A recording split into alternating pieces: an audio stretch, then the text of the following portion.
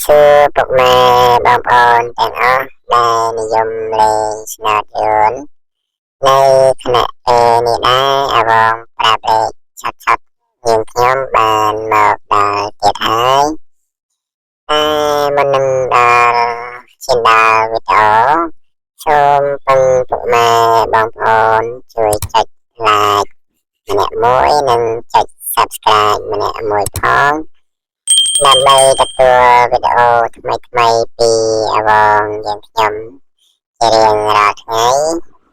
អស់កុំឲ្យខាតពេលយូរចាំស្ដាប់ទាំងអស់គ្នាអវងឆ្នោតចាញ់អើយអវងឆ្នោតចាញ់អើយអវងឆ្នោតចាញ់អើយ 7 6